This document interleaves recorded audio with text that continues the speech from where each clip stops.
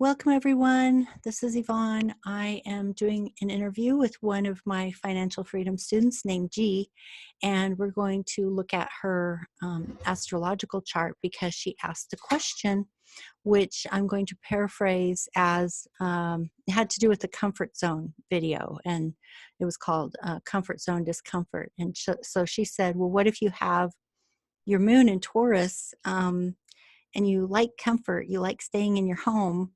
I think that's the way I understood it, but you can clarify that, G. What do you do if you have moon in Taurus and you like comfort, you like being at home? How do you get out of your comfort zone? So the first thing I want to explore is the astrology, and then we'll talk. Then from there, that will kind of like catalyze us to explore more questions about, what does this mean? Okay, so this is the natal chart with your birth date, time, and place. And this is, of course, what it looks like. And there is your moon in Taurus. And so, and it's actually in your sixth house of work. And you have your ascendant in Sagittarius. So the first thing I want to do, because I thought this was really interesting, is I'm actually going to bring your chart onto my chart because we actually have some similarities in our chart. So I will show you what that looks like.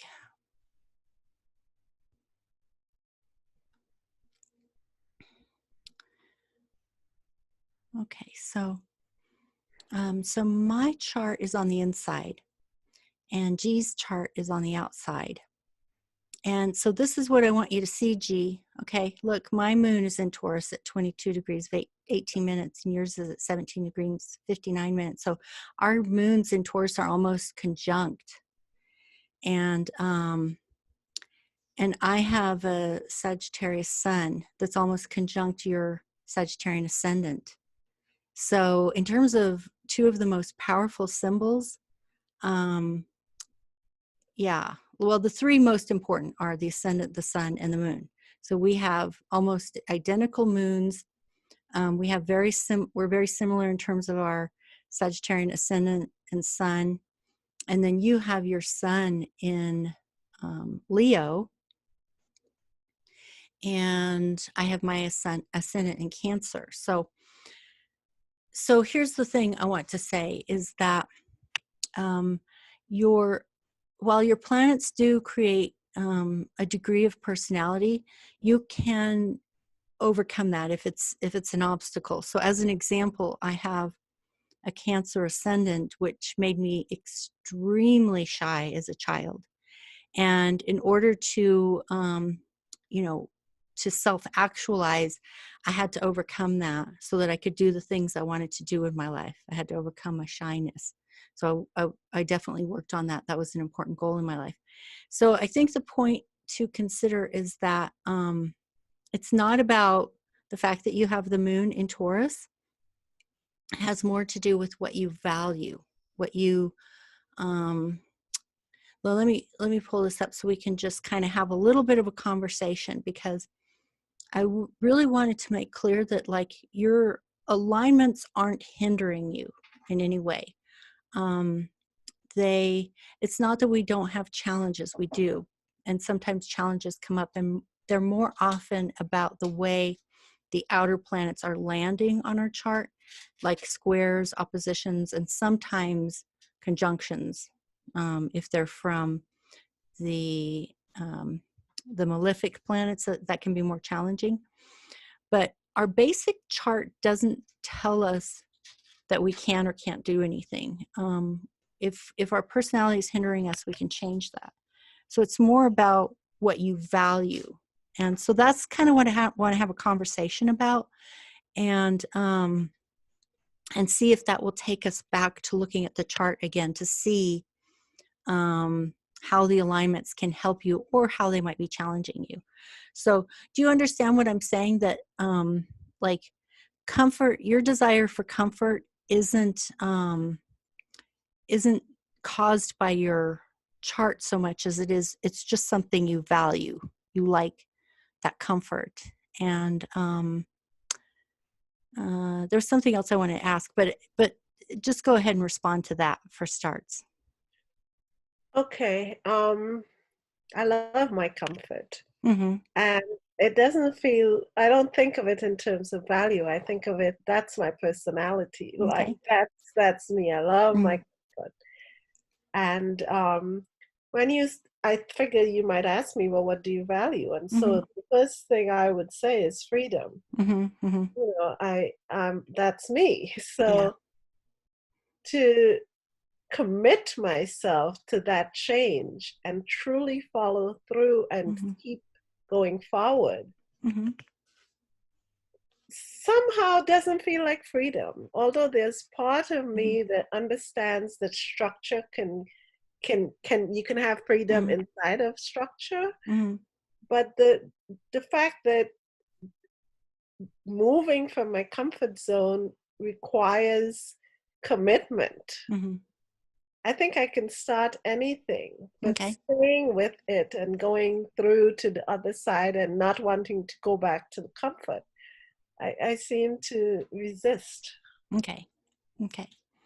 So, it's definitely not like a black and white thing. It's not an either or thing. It's more about integration. And so, and I can totally relate to what you're saying because that's something that I've struggled with over the years of being an entrepreneur. And of course, I wanted to be an entrepreneur because I value freedom and choice. And so I was thinking of an example where to build my business, someone said, we have to collect email addresses and you put them into this database and then you write your e-letter, e-newsletters and stuff like that. And I hated it. Oh, I just absolutely hated it. And finally and I forced myself to do it. I was lucky enough that I found a time in my life where I got inspired and I got the work done.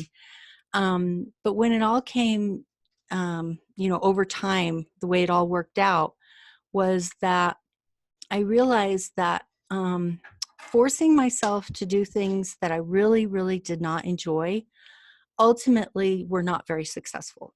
And so the trick has always been to do a kind of alchemy in which we are able to find the things that we love, that we value, that we enjoy, that inspire us, and mix that with the things that might be a little more challenging.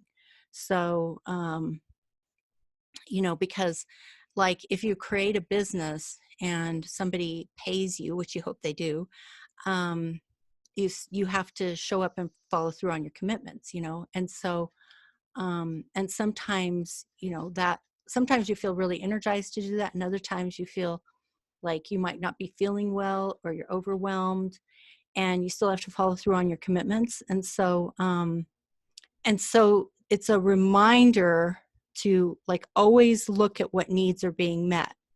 You want to meet a need for comfort, and I am never going to tell you that that shouldn't be important to you, because if it's important to you, there's no way you're going to give that up. So you have to find a way to integrate that into whatever income streams you create, that you have to value and honor your love of comfort. And I think that's different than doing scary things. What I mean by scary is um, like if you have to get in touch with people, or maybe, I don't know, at some point you might do some public speaking or something like that, something that people normally think of scary. um, and then you say to yourself, well, I really love this career or this income stream I've created, and it meets so many needs for me, so I'm going to stretch myself this time. That's different. That's why I think we're talking, you're the way you're talking about comfort is fundamental to who you are and what you need in life. And this other thing we're talking about is more like either stretching yourself in unusual situations that are not like normal and everyday to your business, or learning to integrate so that sometimes when you have to deal with difficult things, you're able to integrate it in such a way that it feels less difficult. Like I do a lot of my hardest work first thing in the morning because I'm refreshed and I'm not tired. I can focus, I can knock it out. Then later in the day has to be winding down to, like at the end of the day, maybe I do some reading on the subject if I enjoy it, because that's more passive. Does that make sense? Yes, it does, but I'm not sure if it helps me to shift. Okay. So, did you, I know we talked about in your reading, we talked about you were thinking of, some kind of business you would like to create. Have you landed on anything that you think you're ready to start developing? No, I haven't. Okay.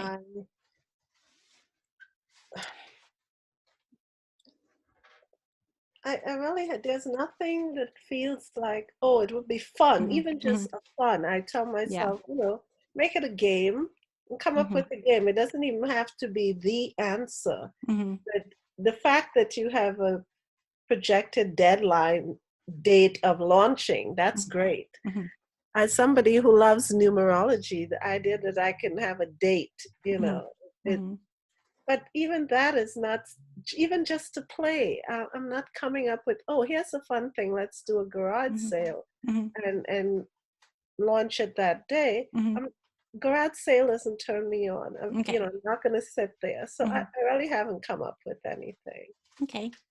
So you mentioned numerology, and this could be a real example, or it could just be, something like that we just use as an example. So numerology, like me, I'm passionate about astrology, and I tried to create a business. I've done professional astrology for 14 years, but in all truth, it wasn't until I got online with YouTube that I was really able to support myself 100% from my astrology business, because um, I was doing a lot of piecemeal things because I was relying on the geographical location to access clients, and I needed a broader scope, a broader venue.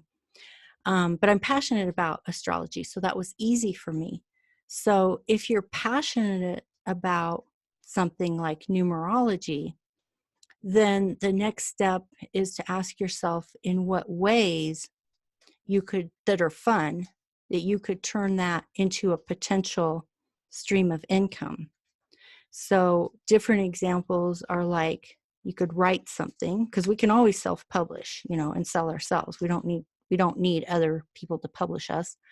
Um, like psychic fairs and metaphysical bookshops and advertising workshops or gatherings, or just doing one-on-one readings, or possibly starting a YouTube channel doing numerology. There are 1,001 ways that you could take something you're passionate about, that's fun for you, that lets you be at home most of the time doing your work, and yet can over time build up an income stream. That's the way I worked. I didn't try to imagine that one thing was going to be my holy grail. I said, this one thing, it might produce $100 a month.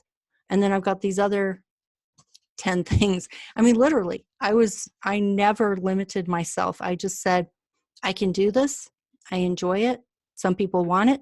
I'm going to put it out there. I have, maybe just a few clients. Sometimes I even only had one client for a product or service that I put out there.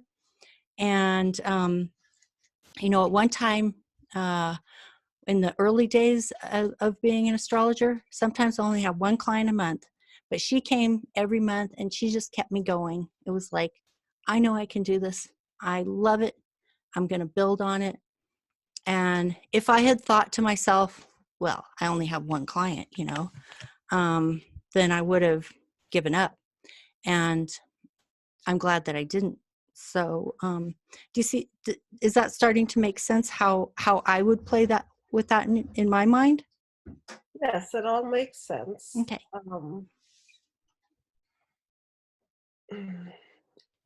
I understand, but I don't know how to say it. It's not. I've lost in some way the passion for Mhm. numerology. I Mhm. don't have the same passion as when I first studied it. Mhm. Yes, I've looked and I feel the field is online is Mhm. saturated, and I know that's not true. I Mhm. know that's not true, but that's how I feel. Mhm. Just like I feel it's saturated with, whether it's tarot cards or astrology. So Mhm. already putting up resistance around there. Mhm. I want to Yeah. do everything for fun, for my own, um, you know, to learn just for Yeah. myself. Even when I learn things and I maybe try it out on my friends and they offer to pay, it's like, absolutely not. I'm not going to take your money, and so I could see that's going to be a barrier for me. Mhm. And there's some part of my brain that says it really has to be a niche. Like I Mhm. could have to be, and I haven't hit that part yet. Okay. So, your words faded out a little bit, but I'll try to. I'm hoping I heard enough. So what I'm understanding is like you love numerology, love tarot, and you want to do it for fun. And so here's just a thought. Okay, it doesn't have to be the solution to your problem because a lot of times we can't like instantaneously find the solution. Sometimes we just have to like let it simmer. So here's a thought. Um, I know what you're saying about, well, there's so many tarot readers on YouTube. And yet, when I look at people who I've met, not in person, but online, and they have successful channels, they've grown their channels really quickly. And the irony is that had nothing to do with how saturated YouTube might be with any particular subject like tarot. It had to do with the fact that they loved it. They were passionate about it. They just kept putting it up there, and have built their channels really quickly.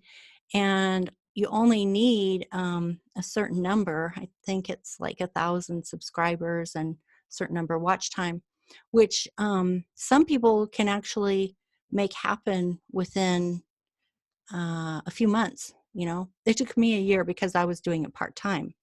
But still, I was really glad when I finally reached that threshold that I could apply for monetization. And and then you can build a small income.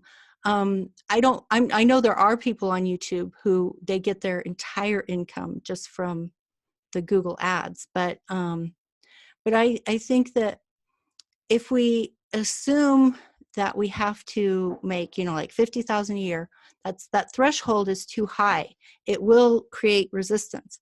But if we think, what, I'm just going to play with this a little bit every day, get this channel, build the channel. It's not that hard and it's free.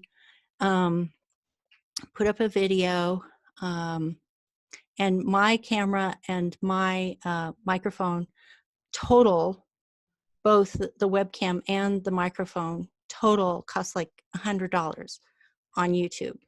So, and Zoom is free. So, I mean, I think that's why people are loving YouTube, is because there's such a low investment threshold.